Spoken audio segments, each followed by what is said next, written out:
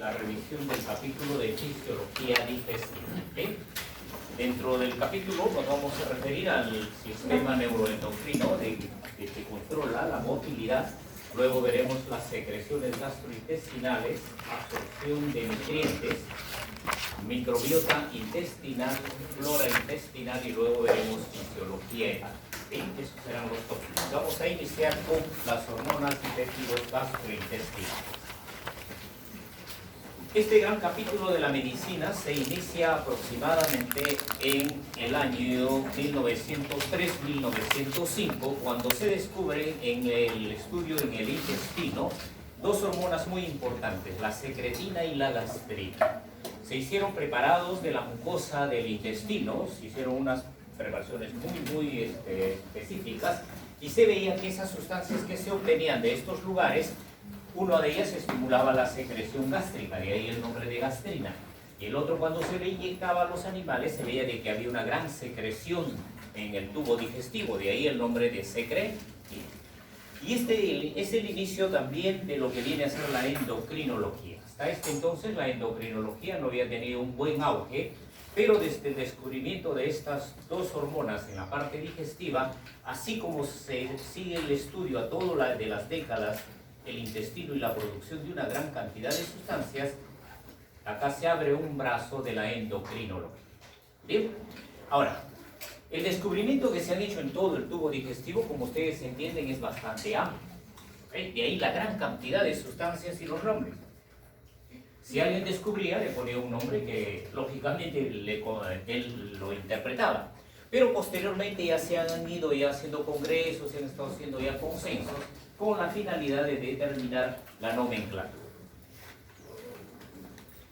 Todas estas sustancias son péptidos que son sintetizados básicamente a nivel de una célula específica. Ya por embriología saben, el proceso de diferenciación celular hace de que estas células tengan un aparato citológico desde la parte nuclear hasta la parte de la síntesis de los gránulos de secreción. Por tanto, ya tenemos nosotros genéticamente un grupo de células y estas células se van a localizar en diferentes lugares. ¿Cómo van a actuar cada una de estas sustancias? Estas sustancias tienen una vía endocrina clásica. Una célula determinada elabora una sustancia, pasa a la circulación sanguínea y va al órgano blanco. Eso es conocido clásicamente. Una vía paracrina. Esta célula es la que va a formar la sustancia que va a controlar a las células vecinas. Entonces va a existir un sincronismo en un área determinada de la mucosa, determinada también por la célula endocrina. Otra forma es la autocrina. El enterocito, por ejemplo, va a tener un propio control, se va a autorregular. No necesita de las células vecinas. Cada parte del tubo digestivo, cada célula, cada centímetro, cada enterocito, en determinado momento tiene que diferenciarse funcionalmente de las células vecinas. Y para ellos tiene un mecanismo autocrino. Otra vía es la yuxtacrina. Entonces podemos ver acá hay varias células que están alrededor de una célula que va a producir una sustancia determinada. Por ejemplo, esta célula, el mastocito, va a producir una sustancia que va a interactuar con el sistema neuroentérico. Otra sustancia que va a pasar al flujo sanguíneo y otra sustancia que va a controlar a las células vecinas. Esta es una forma de control también del funcionamiento. Esto será, por ejemplo, para un área determinada del intestino. Un área del intestino quiere funcionar de una manera, la otra tiene otra función, entonces se van dando puertas de funcionamiento. Y por último, la vía neurocrina, en la cual las terminaciones nerviosas, sobre todo del sistema neuroentérico, van a controlar a una o más células con una serie de neurotransmisores.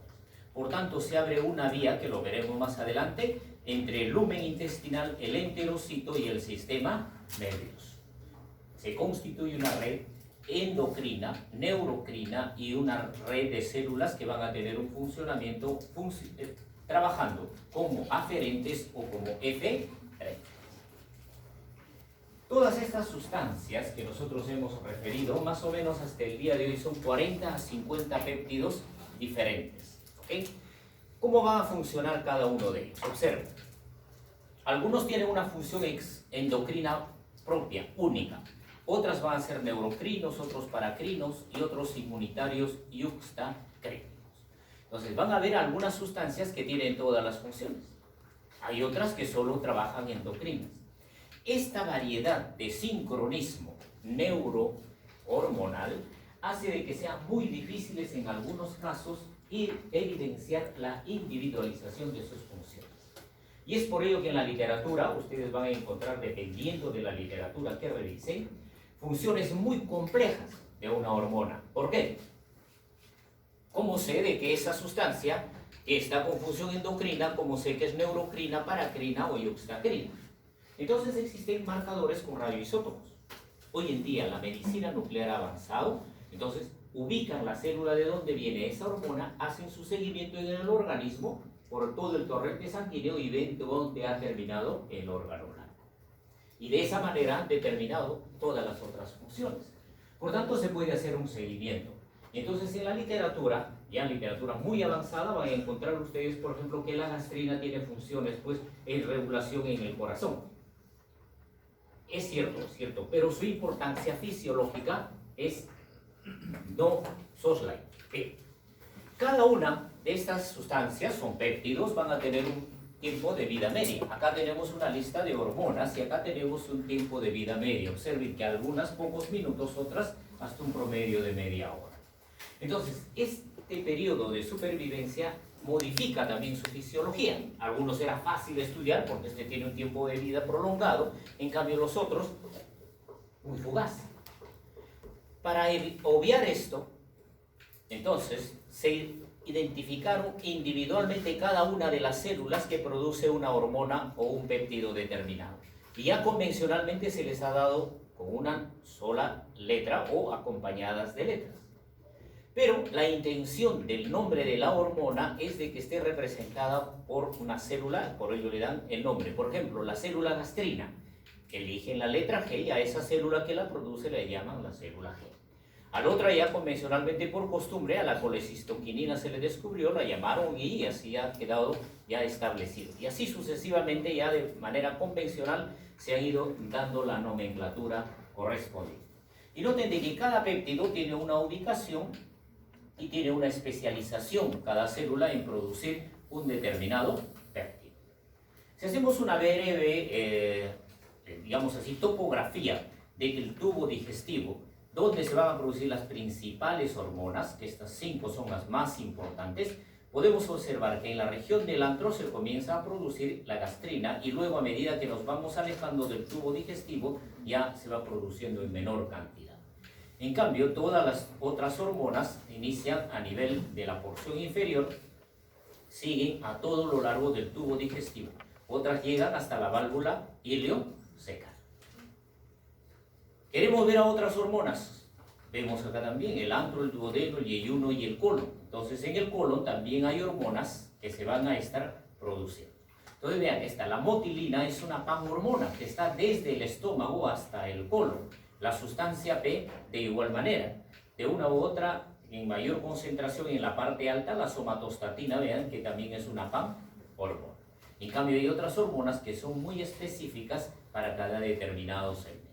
¿Qué importancia tiene conocer todo esto para los cirujanos? Quienes van a ser cirujanos, en algún momento van a hacer enterectomías, van a hacer unas ectomías del intestino.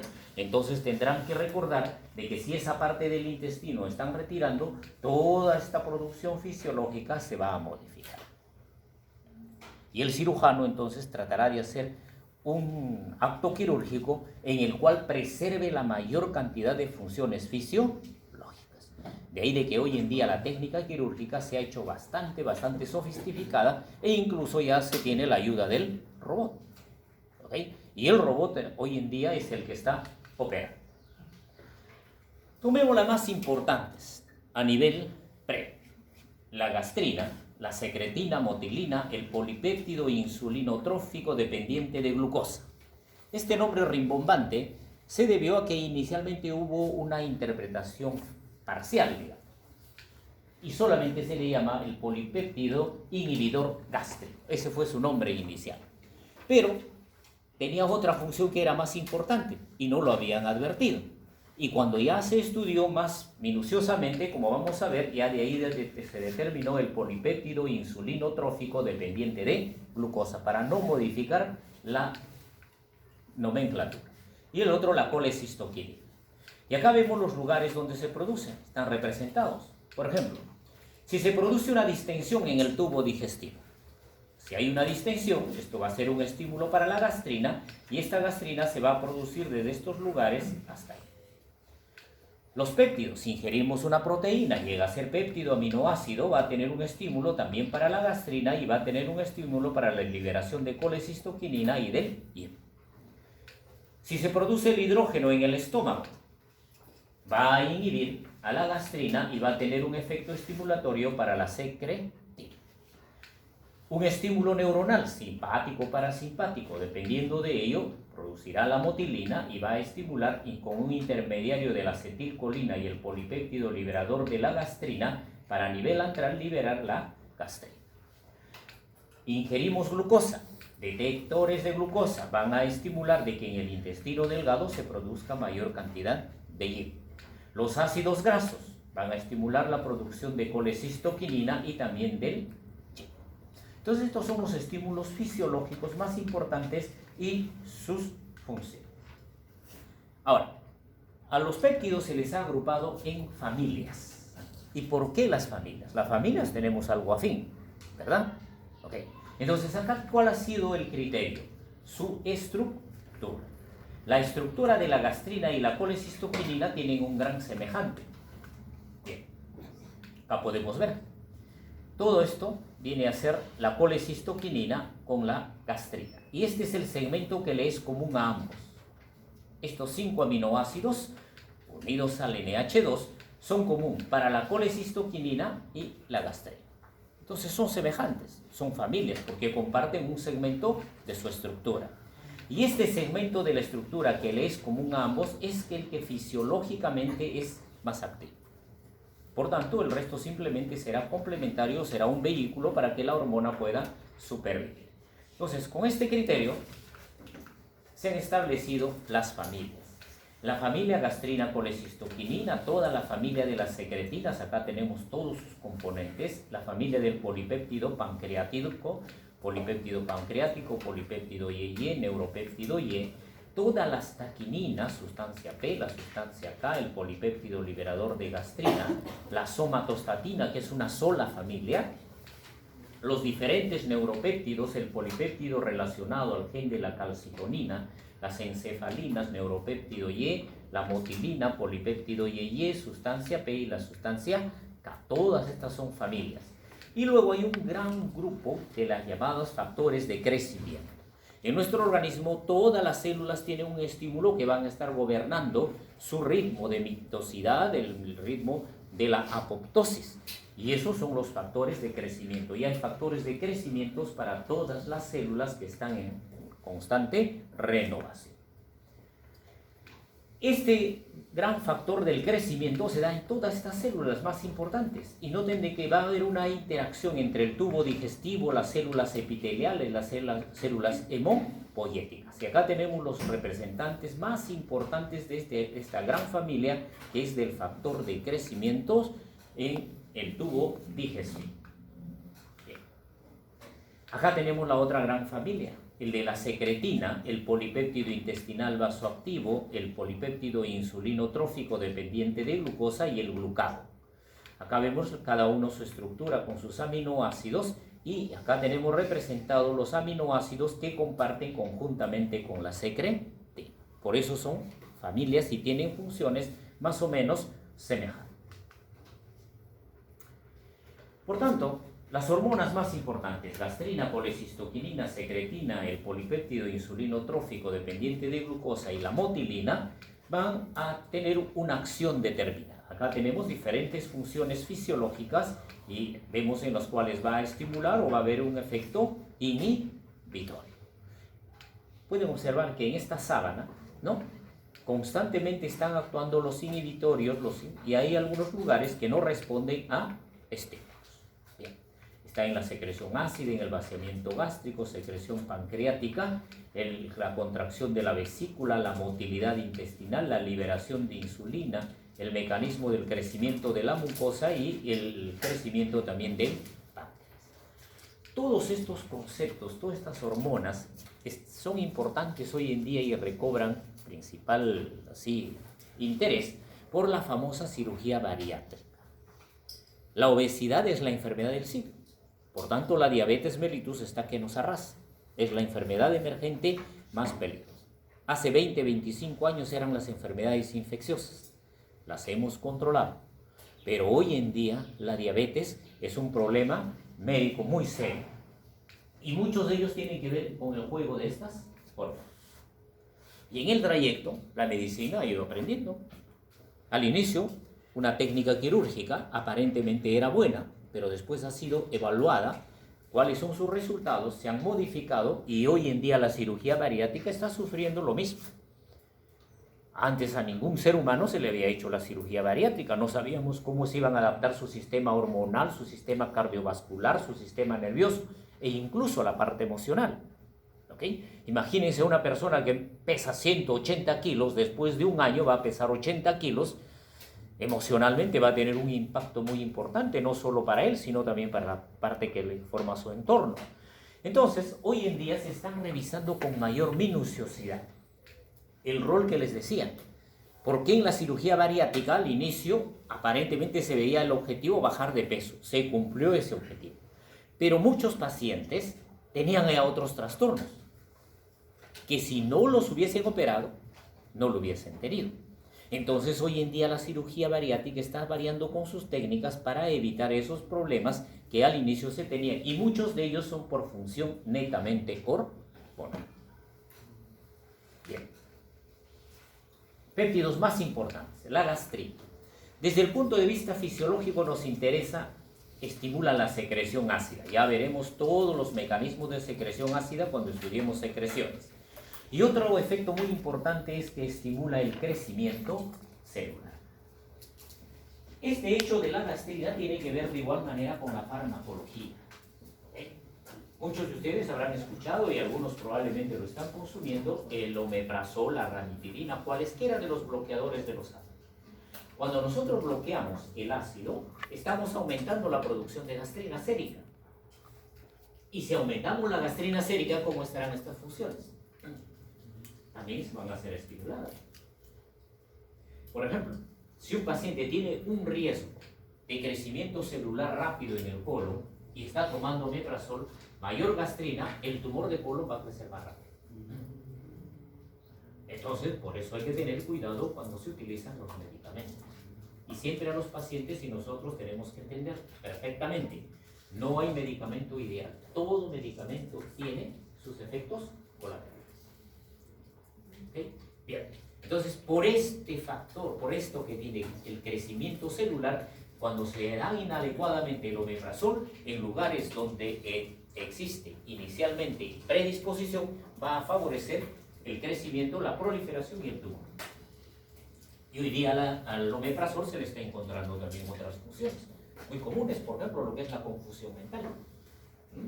Hay muchos pacientes que son susceptibles al omeprazol, toman el omeprazol y tienen confusión mental. ¿Sí? Entonces, son factores muy importantes. Ahora, todas estas hormonas se forman a partir de una pre-pro-hormona. Esta pre-pro-hormona, acá ven ustedes que en el caso de la gastrina tiene 101 aminoácidos. Luego, como hemos visto, va yendo del núcleo al aparato de Golgi, a los lisosomas, a las vacuolas. Metabólicamente se va haciendo un clivaje y hasta que llega a su parte funcional.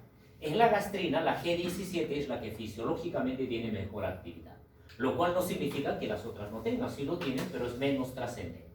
Pero ojo, la gastrina no solo se está formando en el antro, como les decía, se forma en el páncreas, se forma en la pituitaria y también se forma en el córtex. Por tanto, en el examen puede decir, ¿es exclusivo el antro en la producción de gastrina? Falso. ¿Por qué? Porque también se producen en otras partes del órgano. ¿Qué es lo que regula la secreción de gastrina?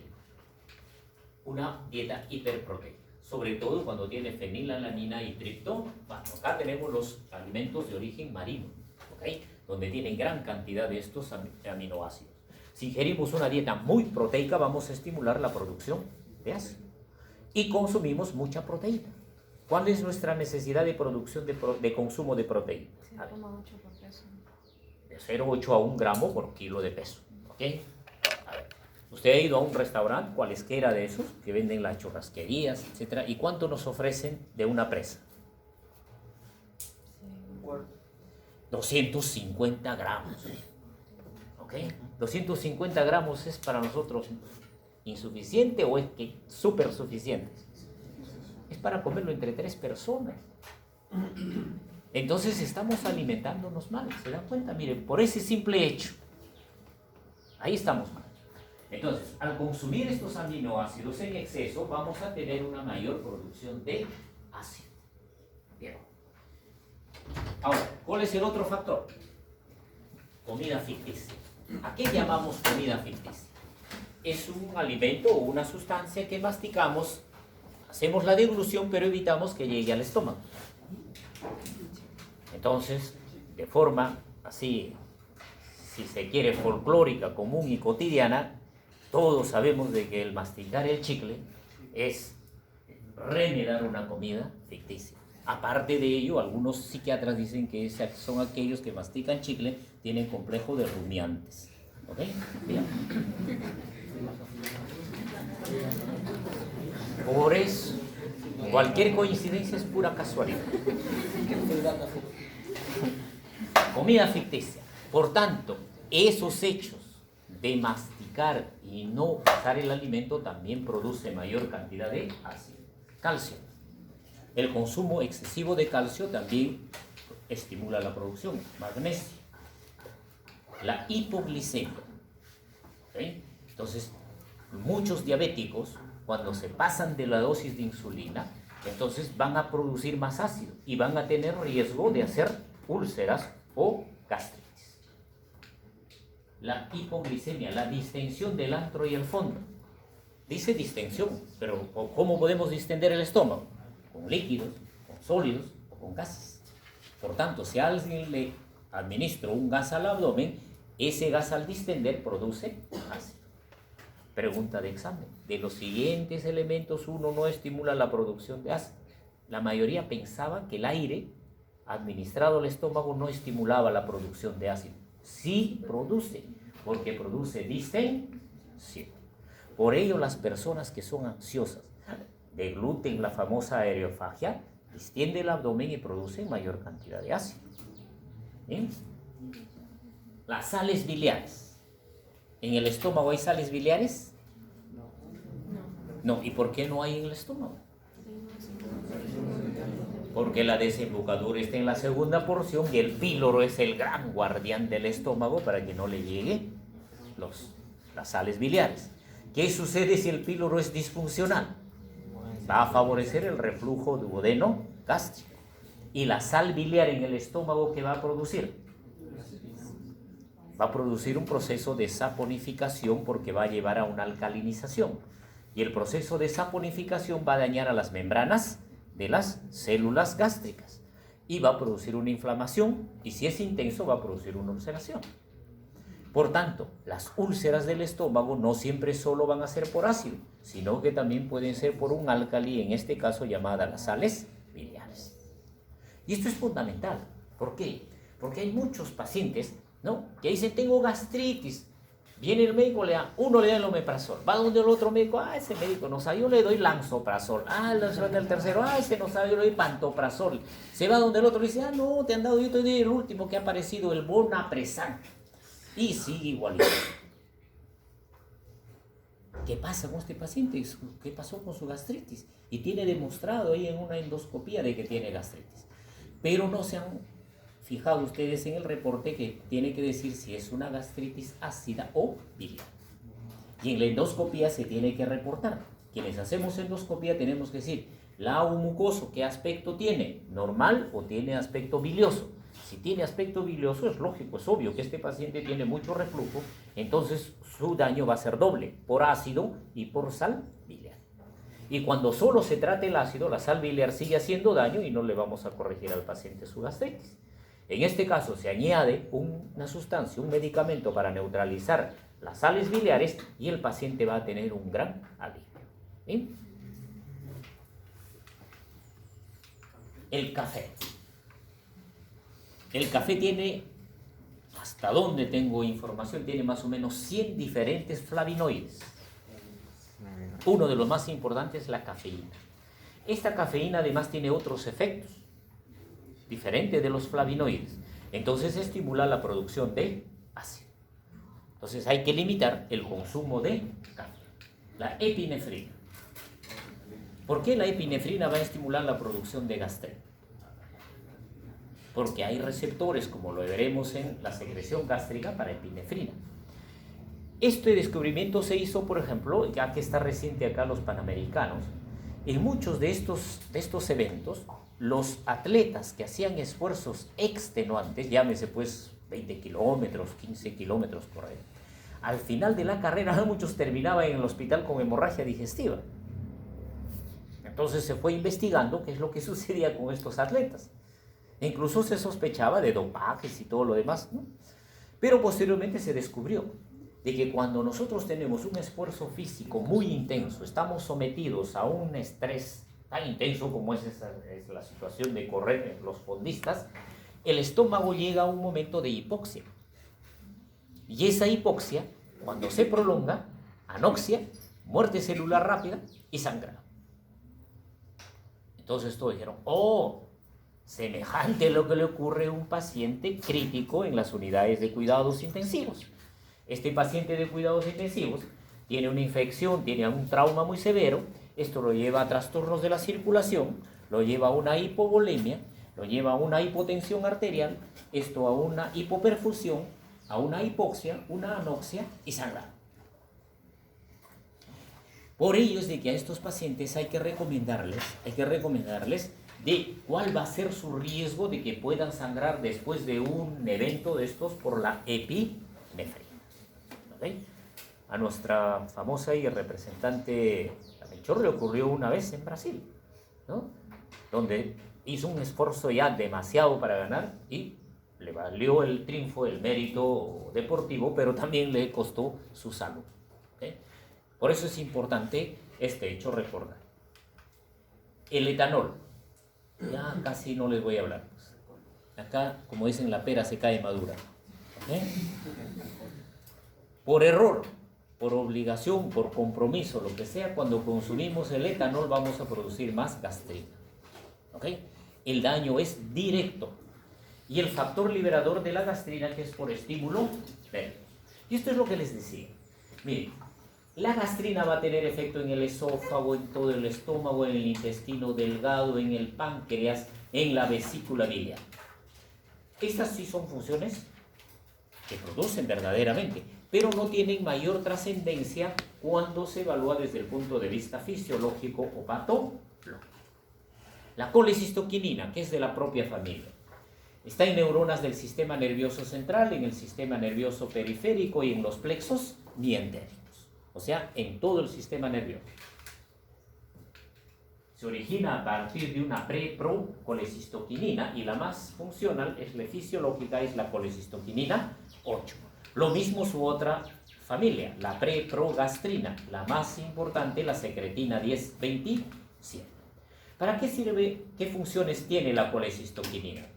Favorece la estimulación para la secreción de enzimas pancreáticas, solo enzimas pancreáticas.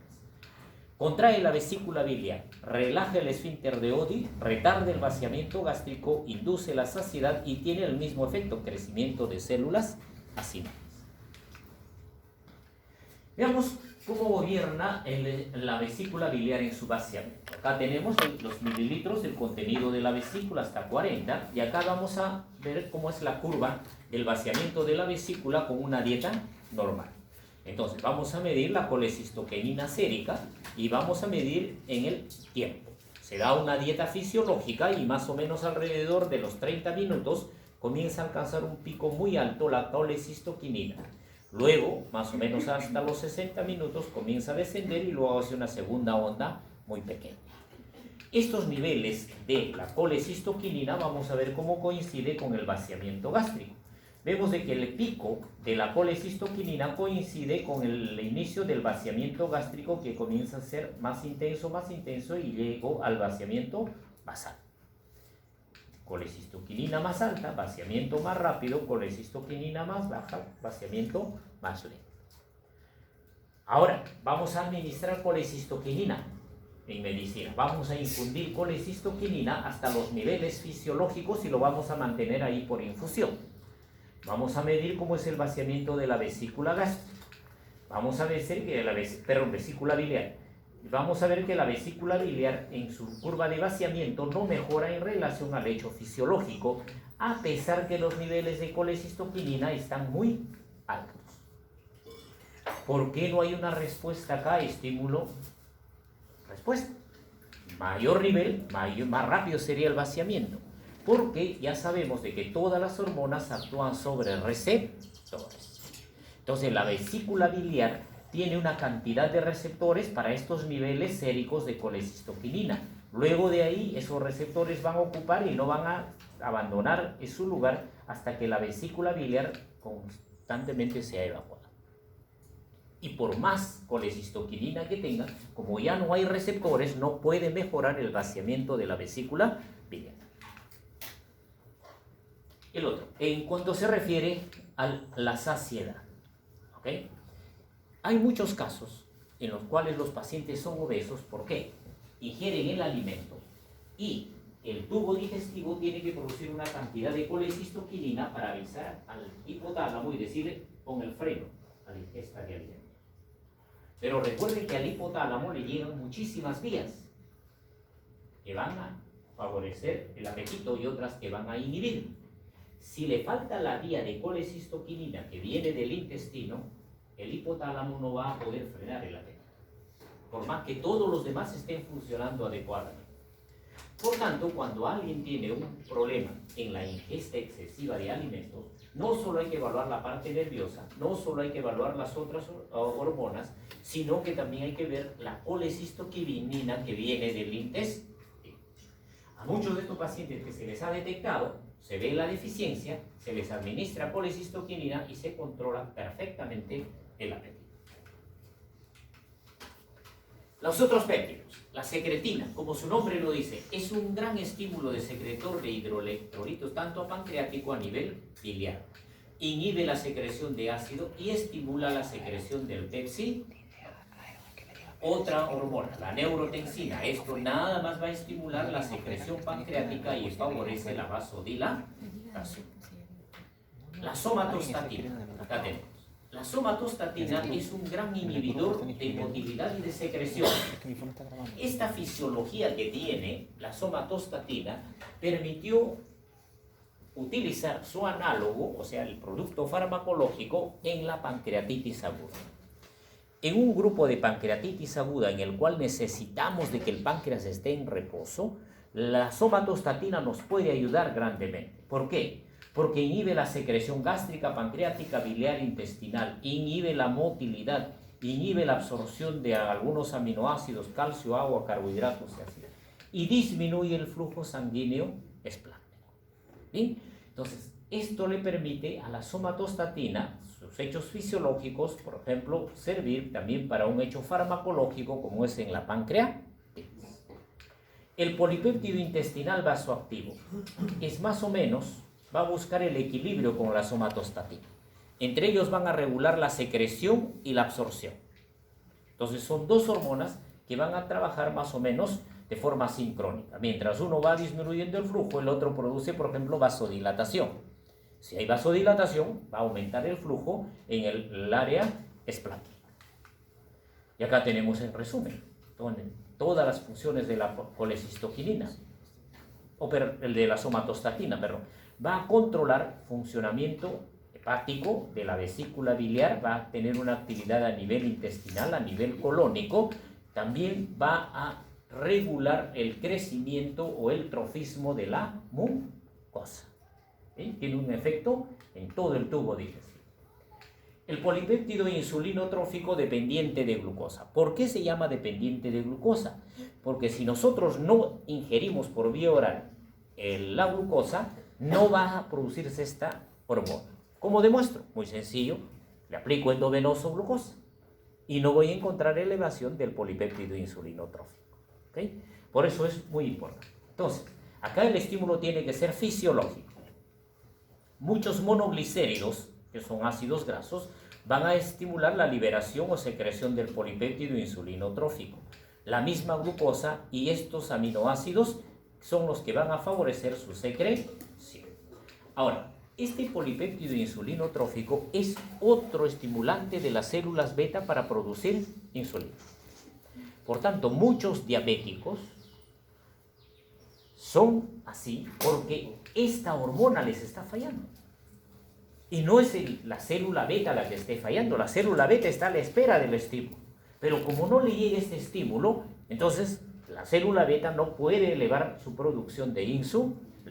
Entonces hay un grupo de diabéticos que no solo dependen por deficiencia de insulina, sino también por deficiencia del polipéptido insulinotrófico. Bien. Otra, el polipéptido Y. Este polipéptido Y se va a liberar por la presencia de los ácidos grasos libres a nivel del ilio y a nivel colónico.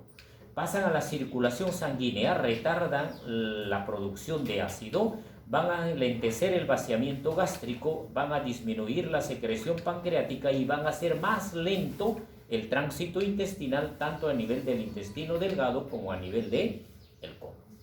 Por tanto, hay un freno, que es a través de las hormonas, para inhibir secreciones y también para inhibir la motilidad.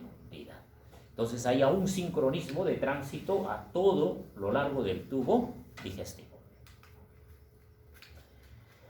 Este péptido glucagón, ¿no? Pues este péptido muy parecido al glucagón, ¿okay? Que tiene un rol muy importante.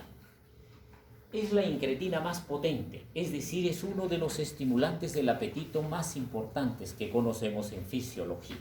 ¿Okay? Tan igual como el polipéptido Y. Y este péptido que es semejante al glucagón se produce en el epitelio colónico humano principalmente. Acá lo tenemos, la representación. Y acá tenemos todos los efectos que tiene fisiológicamente. Entonces, una hormona, un péptido muy semejante a la glucosa, tiene efecto en el estómago, en el intestino delgado, en el metabolismo de grasa, en el músculo esquelético, a nivel pancreático, en el sistema nervioso central, en el riñón y en el corazón. Por tanto, cuando nosotros ingerimos algún alimento, no es solo el tubo digestivo el que está ejerciendo una acción fisiológica, sino que también el tubo digestivo está sincronizando con el resto de nuestro organismo para poder distribuir todos los productos metabólicos que estamos ingiriendo. De ahí, de que cuando nosotros ingerimos un alimento tenemos que tener un periodo de reposo postprandial. Es fisiológico. Pero nosotros tenemos ese periodo postprandial fisiológico cuando estudiamos, cuando trabajamos. No. Entonces, progresivamente vamos dañando nuestro tubo digestivo, vamos dañando nuestro sistema de control del apetito, vamos dañando nuestro corazón, nuestros riñones y nuestro propio sistema nervioso central. Esto es un hecho social. ¿Ok?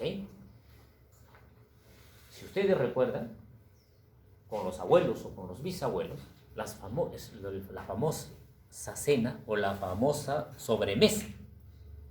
Todos se sentaban, padres, hijos, nietos, 2 o 3 generaciones, y había la famosa conversa, que tenía funciones muy importantes para la estructura familiar, pero fisiológicamente era también importante porque se daba un tiempo para que todo el organismo se sincronice.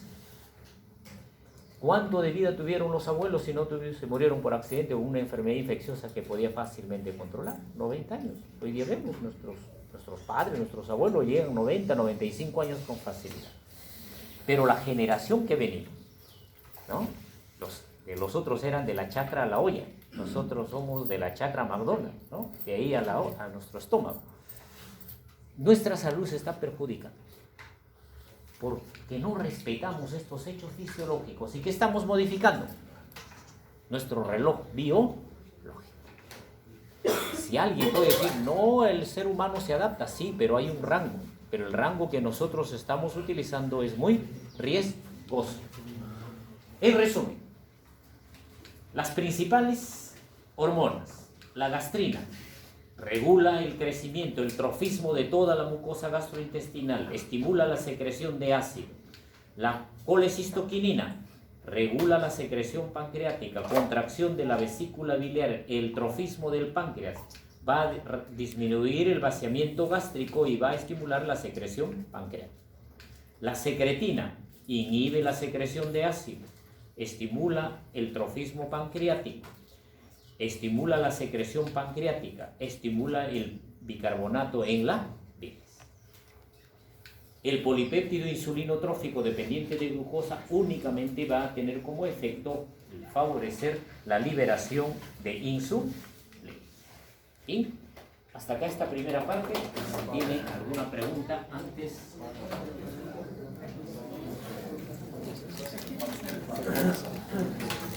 Se emocionaron, debe ser una hora. Son 3:20 recién. ¿Qué? Hasta las 4:30.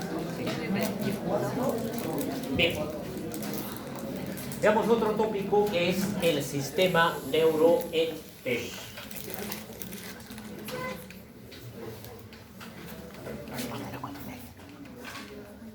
Bien. Este sistema neuroentérico, noten la población que tiene, hasta 600 millones de neuronas. La cantidad de neuronas que tiene el sistema neuroentérico es superior a la cantidad de neuronas que hay en la médula espinal.